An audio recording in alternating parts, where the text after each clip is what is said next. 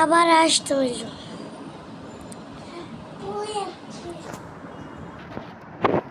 এই যে হাতিতে মারা গেল, আবু সাইদ মারা গেল, আমাদের দেশকে দেখাশোনা করবে, এটাই আসতেছে। আমি করবোটা কি না করবোটা কি, আমার তো ভাই ভাই কি লাগতেছে। তা হচ্ছে আমরা যে সুখী আছি এটাই অনেক।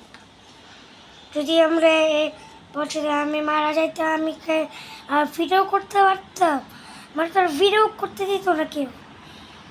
আজকে করে ফেলেছি 1 থেকে 12টা, আজকে যেটা করছি ওইটা দিয়ে হয়ে যাবে আমার 13টা।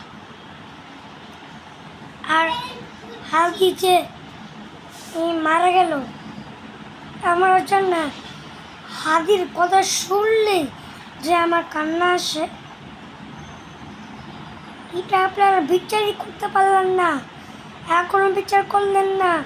আমি এর আগের বারও বলার চেষ্টা করছিলাম, কিন্তু বলতে পারিনি।